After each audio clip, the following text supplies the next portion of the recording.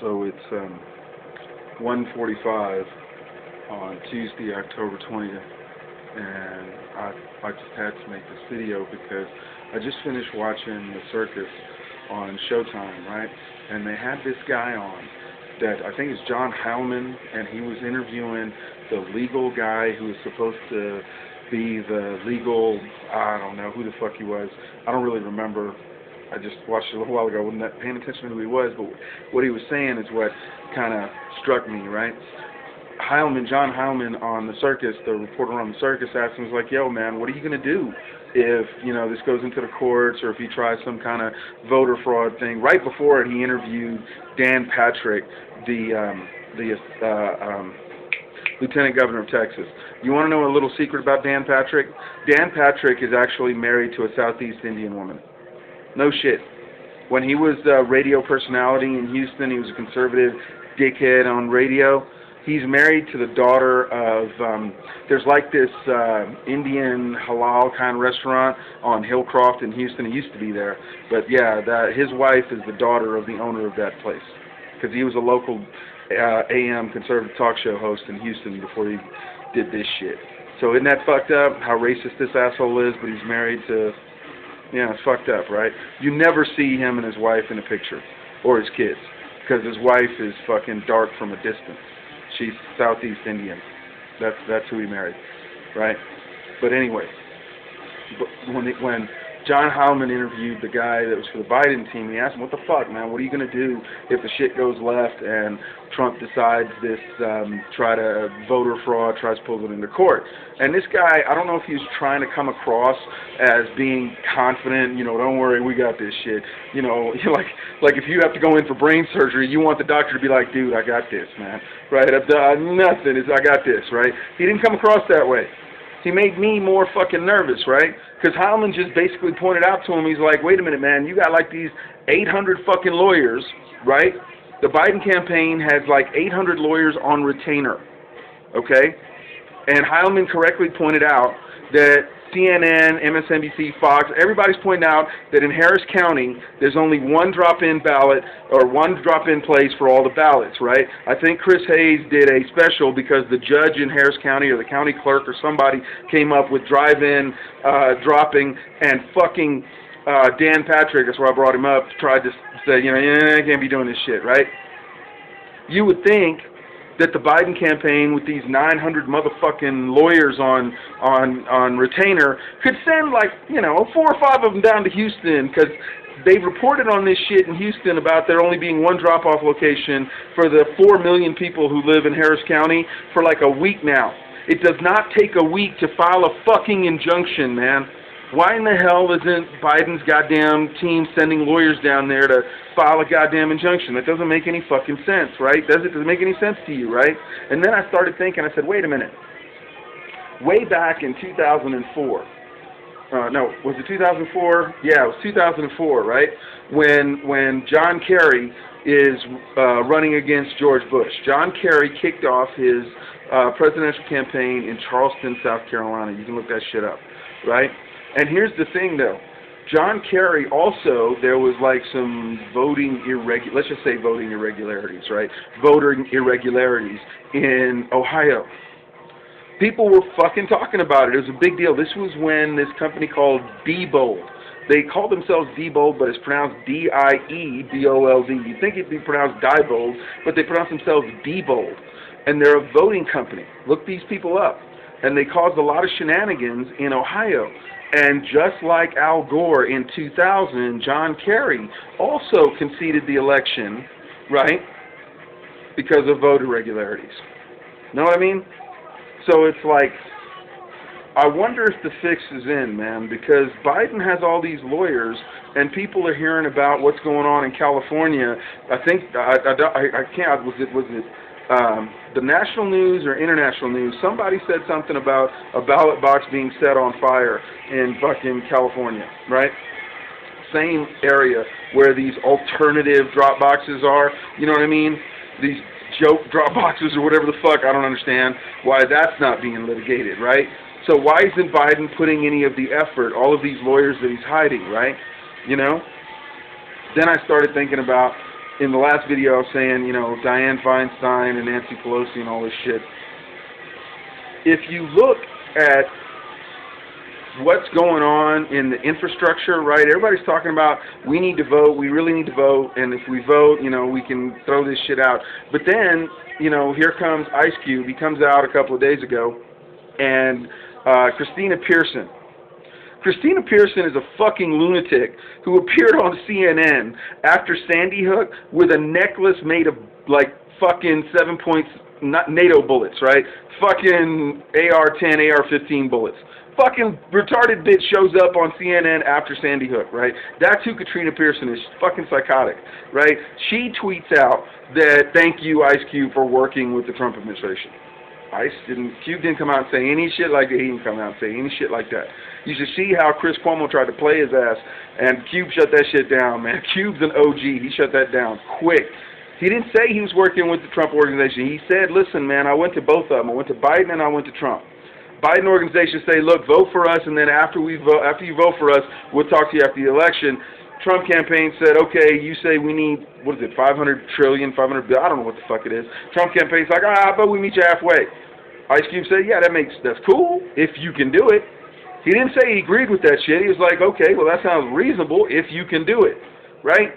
I want you to think of it like this, man. All the people that are pissed off at Ice Cube, I want you to think of it like this, right? Let's say you grew up and you had a friend that became a car salesman, okay? Let's just say you had a friend that became a car salesman. You grew up together. You go check him out, and let's say you want to buy a car. The car you have in mind, this motherfucker wants to sell it to you $5,000 more than you know the car's worth. And you'd be like, all right, cuz, I'll talk to you in a little bit. You drive down the street, you look up at another lot, same car. Not only is it $5,000 less than what your boy's trying to get you for, it's actually less than what it's retail for. Same condition, same mileage, just put all that shit together. Other lots selling you the car that you want for less than you're willing to pay. Your boy who you've been friends with since childhood is trying to fuck you over by asking you to pay like a couple thousand more than it's worth. And if your boy finds out you're talking to this other lot, he comes up at you and says, hey, man, what the fuck? I thought we were friends. Whoa, hold up, man. First of all, yeah, okay, we're friends, but that doesn't mean I can't see if I can get a better deal over here. And it seems to me like you're fucking me over on this deal over here. Now, before you say that Trump's a racist motherfucker and don't be talking to this dude and all this shit, check this out, man, yeah. And we've had some really racist presidents, like I said in the last video. Black people, indigenous people, Chicanos, Hispanics, whatever, Asians, immigrants have had it far worse in America than white people. Right? And if you look at the laws that are enacted that are hurting black people today, the immigration laws that people are all bitching about today, those were enacted decades ago by Democrats and Republicans, man, specifically Democrats, right? People have a fucking point when they say, you know what, Biden signed off on the crime bill. Not only did Biden sign off on the crime bill, he signed off on a lot of fucking shady immigration shit too, right? Trump is only able to pull this shit off because of the laws that were enacted by the fucking Democrats and Republicans way back when, man. You know what I mean? It's real interesting. You know what I'm saying? So if you think about it, it's like black people are also starting to realize, why in the fuck are we voting for the Democrats, man? Why are you voting in the first place? If it's so goddamn close, if it's such a goddamn election, right, that America's teetering on Armageddon, I mean, it is teetering on fascism. It has been teetering on theocratic fascism for quite some time, but, you know, this is getting real close to the bone right now, right? But seriously, if it's teetering so much, why is it so razor thin? Why can't you break through to this 40%? Right? And you got to really wonder if Biden's making promises to a whole bunch of people. Some of these people are not going to get their fucking promises made. And some of these people are expecting, because the Democrats and Republicans have been catering to these mediocre white people for so long, they're expecting Biden to hold them fucking promises, right? And mediocre white people for the Republicans, they realize that shit too. You know, that's why it's getting a little hairy out here, man. Biden's going to have to come through because a lot of the policies, for example, right, this George Floyd Act, you remember when Nancy Pelosi was out there with the kente cloth kneeling on the House floor? You know, power to the people, right? That George Floyd Act, if you looked at it, everything that's in the George Floyd Act could have been implemented when Eric Holder was Attorney General for President Obama. From 2009 to 2011, President Obama had the presidency, the House, and the Senate. He did. And everything in the George Floyd bill could have been passed then. Check this out. Sandra Bland died during President Obama's administration. Trayvon Martin got killed during President Obama's administration. Everything that's in the George Floyd bill, could have been passed back then because there's nothing in it that did not apply back then. There's nothing in it that didn't apply back then. And this thing that Representative Sheila Jackson Lee is pushing, this reparations thing, it's just a commission to look at it. Check this out. You know how much better Ice Cube's contract with Black America is than the Congressional Black Caucus? If you look at the contract for Black America, it literally says any association or congressperson or a chairman that joins, only your staff's getting paid. You can't get money out of this. Only your staff. If your staff wants to volunteer, or wants to work to get the paperwork together, to get the legal documents together, to get the legal precedents together, they can get paid. But your ass ain't getting shit. Like if the chairman of Red Cross wanted to jump in to find out about reparations and find out about this shit, he ain't getting paid a goddamn penny. The Congressional Black Caucus wants to put together this fucking commission that says that they'll come together in 4 years. So in the next fucking election, they're going to come with recommendations. None of the shit under Sheila Jackson Lee's commission or the Congressional Black Caucus Commission has the force of law. It won't even come up for a fucking vote. Right? So, yeah, man. There's a lot of people waking up to the fact that maybe you shouldn't have to vote for this shit, man. Let white people have this shit. Let them have this shit. What the fuck, man? If you really look at how they're behaving, look at how Nancy Pelosi's behaving. Look at Steve Mnuchin's behaving. Get the fuck out of here. Steve Mnuchin was in fucking Middle East when Nancy Pelosi came out the other day. Hey, if we don't have our shit together by Tuesday, we're not going to have it by the election. Guess where Steve Mnuchin is right the fuck now? I think he's in Lebanon.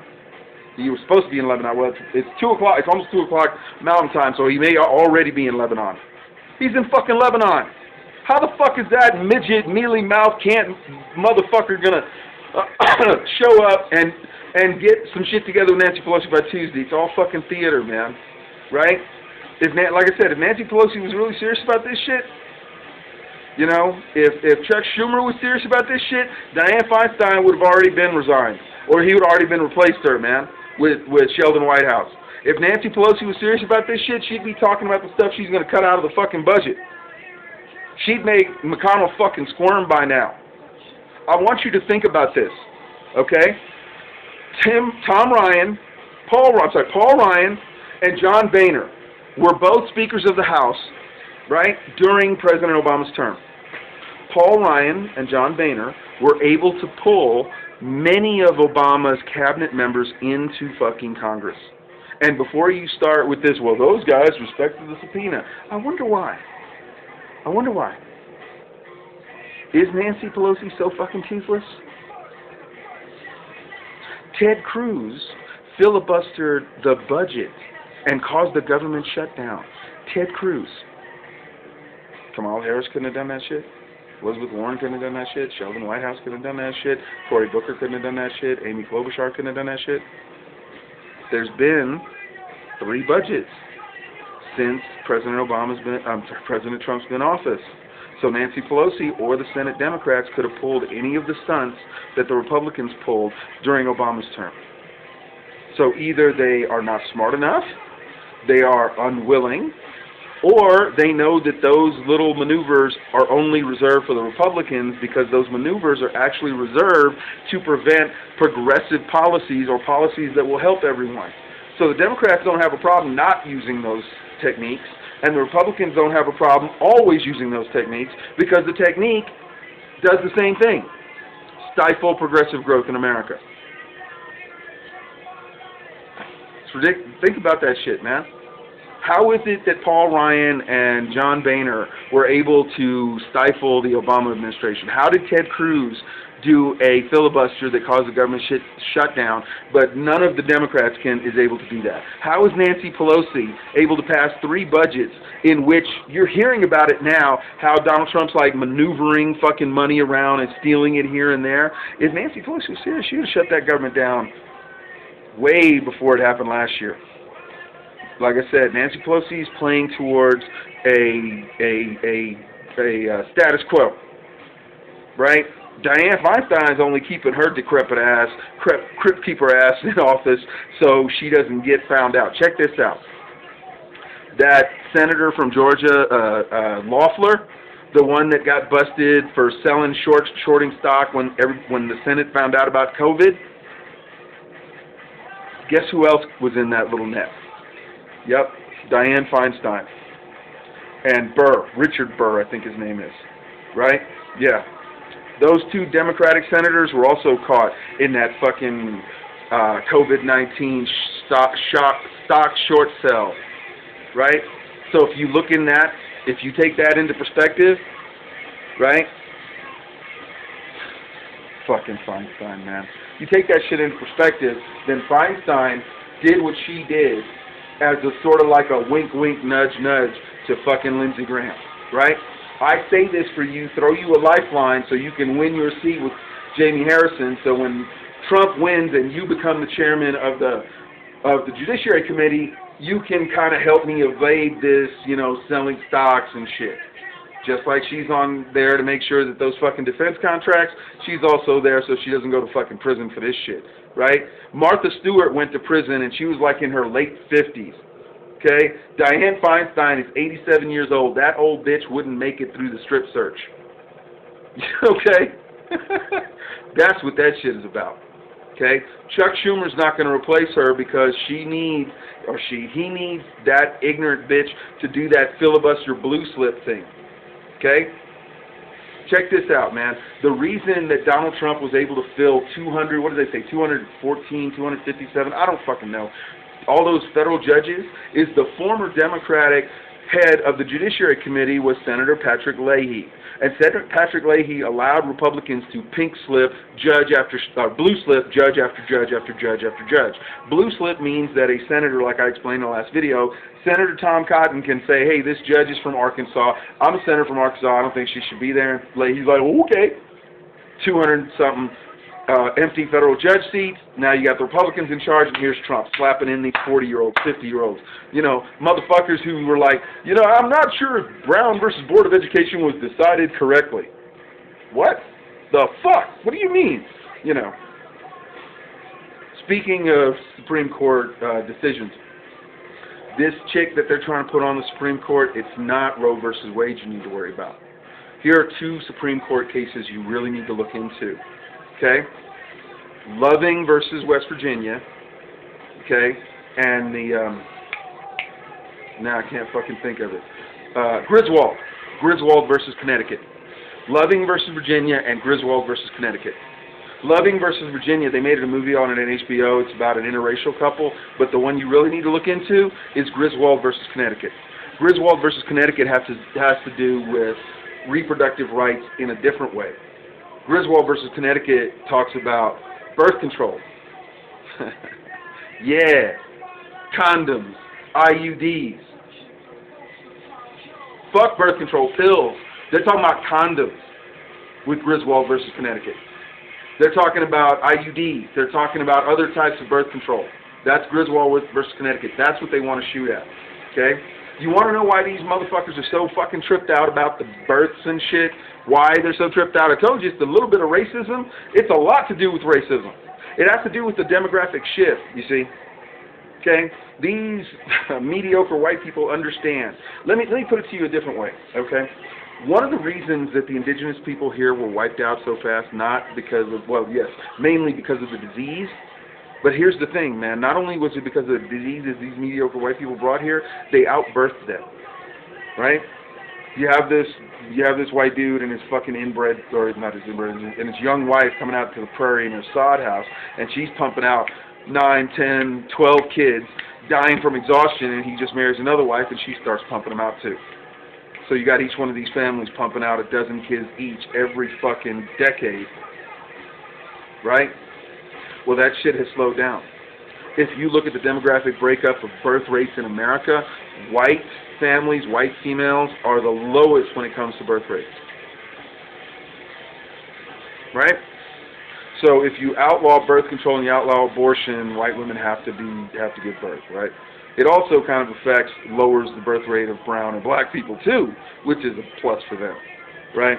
So that's what that whole Roe versus, they're making you think it's Roe versus Wade because it allows them to hide behind the veneer of protecting the unborn. Remember what I told you, man, if they're really serious about children, you know, like George Carlin said, you're pro-life until they're born, then it's like no Head Start, no medical care, no pre-care, no prenatal. If you're pre-born, you're great. You're after-born, you're fucked, right?